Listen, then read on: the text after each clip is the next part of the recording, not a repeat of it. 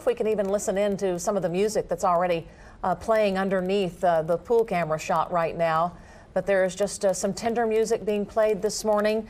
The bagpipe procession will start here in just a moment. Also, we do know, I thought you made a good point as we were just out here visiting. This is Governor Mary Fallon's last bombing ceremony as governor of Oklahoma. It's also the first for Oklahoma City Mayor David Holt, so some leadership changes on this remembrance ceremony. I thought it was interesting. David Holt had released a statement, and you'll hear him talking about it, but what he basically was saying is, you know, he was a young man when this happened. He was in his teens, and that there is a new changing of the guard almost, and reminding the story about educating people who are needing to learn the story about Oklahoma City and what happened here. Here is what he is going to say. April 19th is a sacred day in Oklahoma City. I am honored to join my first remembrance ceremony as mayor.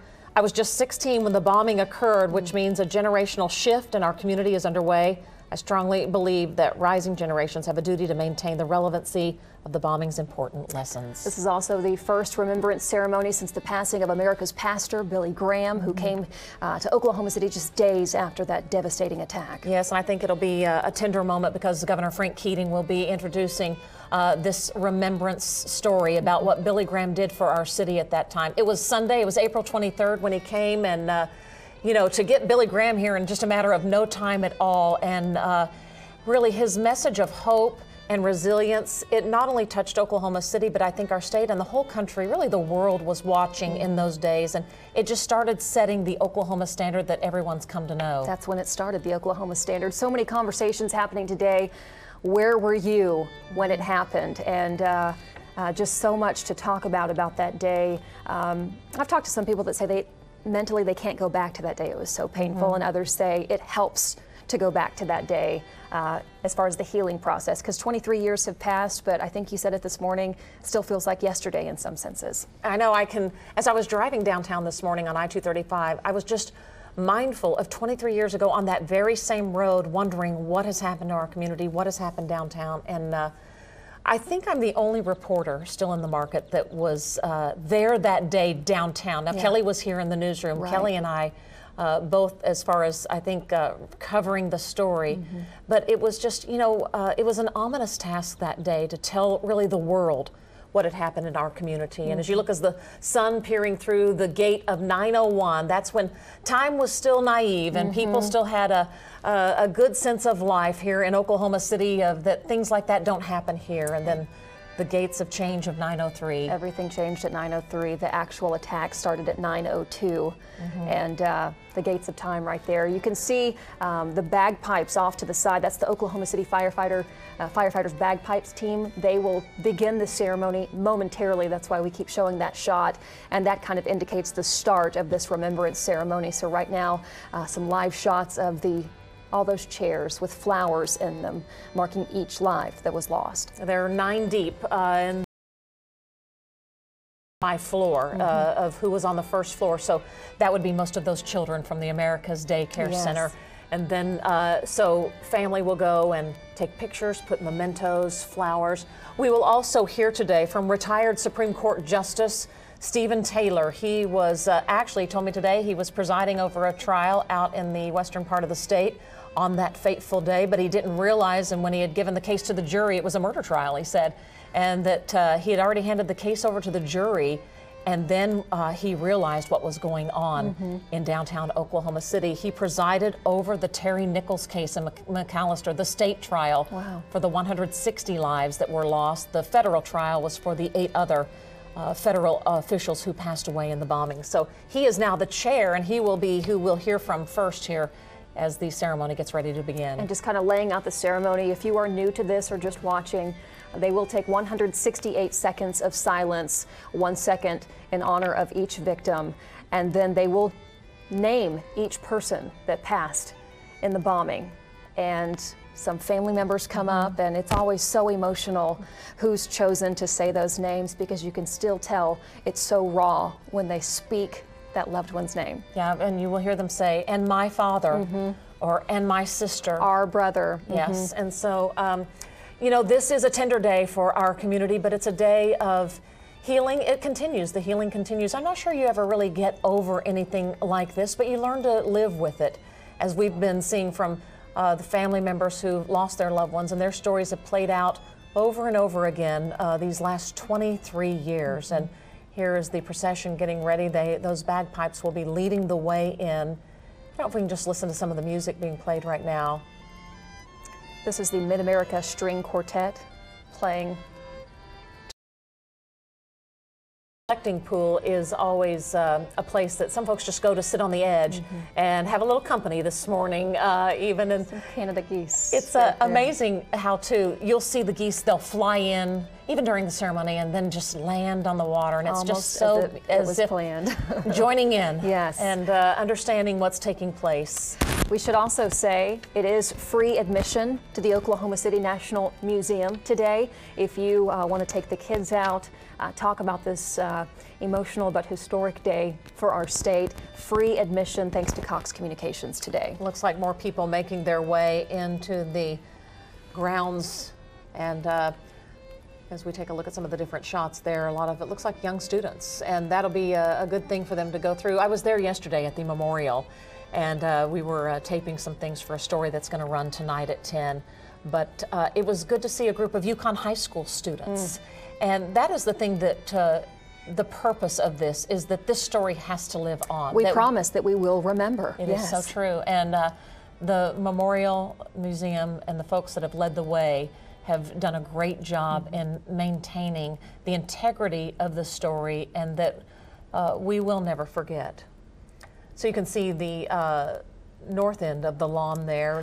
There's the survivor tree, and Starting to bloom, as you said. I think we are about to start with the bagpipes. They are getting prepared. I don't want to toss too soon, just in case this is just a formality as they line up. We'll wait just a second longer. But there's the aerial shot right there. It is a beautiful day for a remembrance ceremony. It is. It was just like that April morning 23 years ago. The mayor had just had the prayer breakfast, and a lot of leaders who had been downtown praying with Mayor Ron Norick at the time had enjoyed a day of fellowship and prayer. And then, you know, things happened. And I was actually in the newsroom that morning. We were working on a new 4 o'clock show. I just started at Channel 9 10 days before the Oklahoma City bombing. Wow.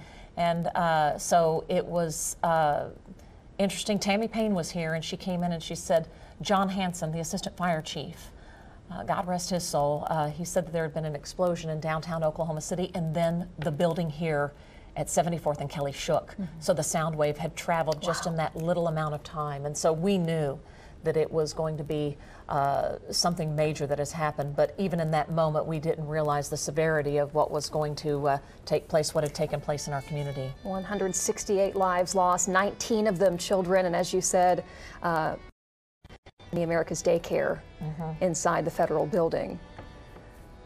I remember that night I was at the First Christian Church with many of the family members who did not know the fate of their loved one. And many of those people then learned in the ensuing days that it was indeed their loved one who had passed away. And so today is really just a day for them to come. Many of them come, and I think of Rudy Guzman and the Coverdells, and Antonio Cooper, his mom, Renee, and we became dear friends that day over that little boy. And, I ran the Memorial Half Marathon 3 years ago on the 20th anniversary in honor of little Antonio Cooper Jr. And his mom said, Robin, please help me find my child. And it was just sad. He was one of the lives lost in the daycare. She had taken him to the daycare that morning. So it still gets you. Yeah. I don't think that you can go through this or hear about it and understand the magnitude, but it gets you in your gut. Right outside the museum wall, we should say that just a few days ago, they repainted that famous message on the outside. Team 5, one of the search and rescue teams. There's a message on the wall of what is the museum, and they repainted it about 10 days ago or so, and they've done it a few times over the years because the message fades, but the meaning doesn't, is what they say. No, it talks about how we seek the truth. The courts demand it. People cry out for it, and you know, God demands it as well. And so it is a powerful message there. So here are the bagpipes that it looks like there is some activity here, and we'll begin seeing the dignitaries. Looks like they're making their way down the steps of that Gates of Time, the 901. And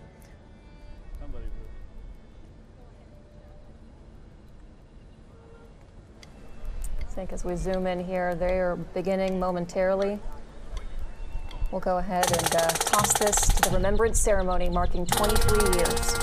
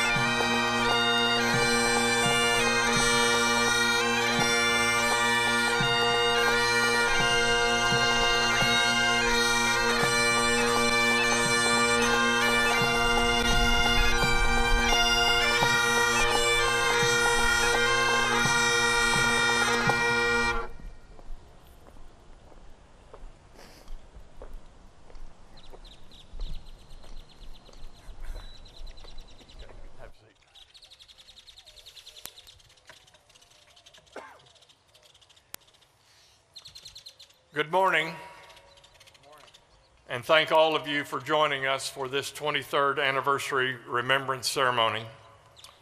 Thank you to the Oklahoma City Fire Department who led our procession. I'm Justice Stephen Taylor, the chair of the Oklahoma City National Memorial Foundation, and we all thank you for joining us here today or online from around the country as we pause to remember. We are pleased to have several special guests with us today. From the United States Secret Service, Deputy Assistant Director Michael Breslin. From the Secret Service Office of Investigations, Special Agent in Charge Caroline O'Brien Buster. From the Department of Housing and Urban Development, General Counsel J. Paul Compton Jr., and Regional Administrator Beth Van Dyne. From the United States General Services Administration, Regional Administrator Bobby Babcock. Acting United States Attorney Robert Troster, Governor Mary Fallin and First Gentleman Wade Christensen, Governor Frank Keating, Mayor David Holt, Councilwoman Meg Salyer, Councilman Todd Stone, and Bob Ross, Vice Chairman of the Oklahoma City National Memorial Foundation. But most importantly, our special guests are the family members, the survivors, the first responders, law enforcement, and friends of those who were killed, those who survived, and those who were changed forever on April 19th, 1995. This year, I stand here looking across at the General Record Building. That building stood during the attack and where many of you found your way out.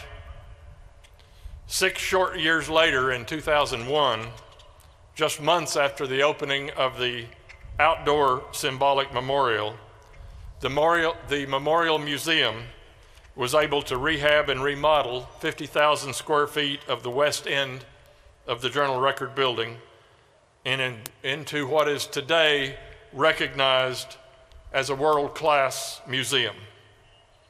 And then in 2015, we added the Overlook and updated the museum to what is today known as one of the top 10 museums in the United States. We are grateful for the Payne family and Heritage Trust, who purchased the east portion of the building from the city of Oklahoma City, remodeled, and now occupy the east end along with 3 other major tenants, resulting in several hundred people calling the east side of the building their work home. And we are proud to partner with the Payne family and their investment group in this important work. They could have chosen any building downtown, and we are so proud that they chose to share this historical building with the memorial and museum. They understand and embrace the importance of this site and how this site will forever be a reminder of our past and an inspiration for our future. We've always said that if we build the most beautiful and powerful memorial and museum, but we didn't bring people back to this part of the city, we wouldn't be accomplishing our mission of both remembering and rebuilding. So we are proud to partner with the Payne Family and Heritage Trust as we demonstrate our resilience and determination of helping rebuild downtown Oklahoma City. This building is a key piece, and we are glad to have them share it with us. We would also like to thank the city of Oklahoma City for stepping up in the days of planning the memorial and museum and helping us in every way to preserve this building. And to the city, we thank them for being patient as we waited for just the right co-owner to come into this space. With over 500,000 people from around the world visiting each year, people come here to show their respect and learn about the power of the Oklahoma spirit. Our memorial mission statement remains our cornerstone in shaping the important work that continues today. Here to share our mission statement is Jennifer Walker, whose father, David Walker, worked for the Department of Housing and Urban Development and was killed in the bombing.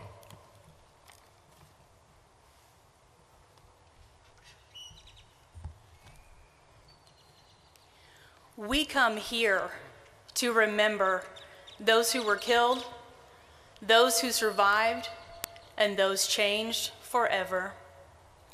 May all who leave here know the impact of violence, and may this memorial offer comfort, strength, peace, hope, and serenity. Please join me in 168 seconds of silence.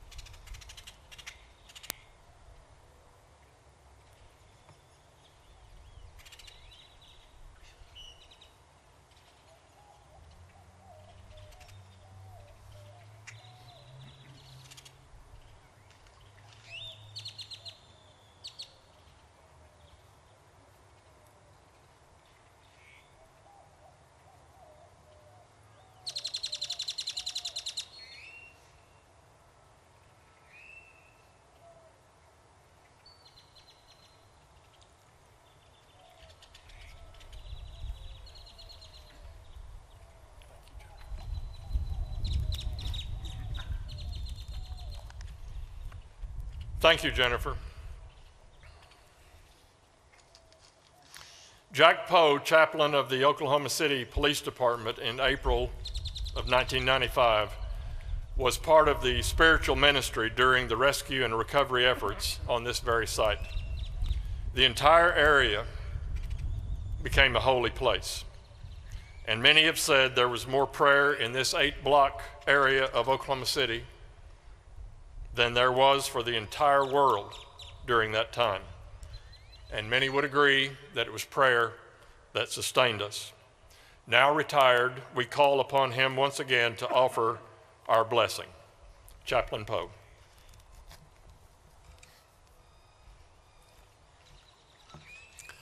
Let us all bow together in prayer as we pray, as we remember this day. Loving Father, 23 years ago, our city experienced the unthinkable.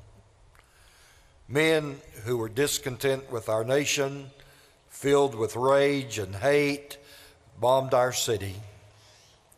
Our response to their hate was to meet it with love. Love for our city, love for one another, and love for our neighbors. And love has always overcome hate. On April the 19th, in 1995, Lieutenant John Clark came to me and said, "Chaplain, I have a verse for our city." And I said, "John, what is it?" And he quoted Psalms 34:18. God is near the brokenhearted and saves those who are crushed in spirit. If ever our hearts were broken and our spirits were crushed, it was on that day. From around the nation and the world, people called and told us they were praying for us. And I suppose there's no other place in the heartland prayed over more than this hallowed site.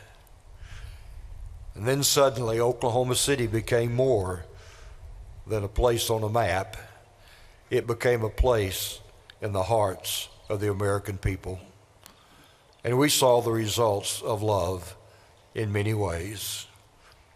We saw love played out in the lives of our first responders and our volunteers, and each day showed the world the Oklahoma spirit. We read about it when it was written on the back of our Oklahoma City cruisers, who wrote these words, "We will never forget." And we're here today to remember the lives lost and the lives changed forever. And may our hearts take courage, our hope be in you, and your message of the power of love, that it transforms us into your likeness. We pray in your most holy and precious name. Amen.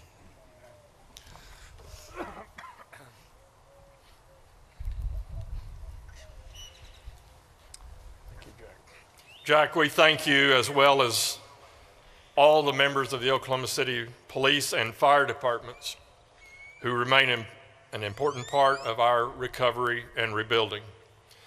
In the immediate aftermath of the bombing, police officers used shoe polish to write "We will never forget" on their squad car windows. It's important that we continue sharing our story with the next generation. And one way to do that is through their involvement in today's anniversary ceremony. We are pleased to have Campbell Walker Fields, a junior vocal major at Classen School of Advanced Studies, here with us to sing our national anthem. Please stand for the raising of the colors by the combined honor guard of the Oklahoma City Police and Fire Departments and IMSA. Oh, say, can you see by the dawn's early light what so proudly we hailed at the twilight's last gleaming? whose broad stripes and bright stars through the perilous fight o'er the ramparts we watched were so gallantly streaming, and the rocket's red glare, the bombs bursting in air, gave proof through the night that our flag was still there. Oh, say does that star-spangled banner yet wave o'er the land of the free and the home of the brave?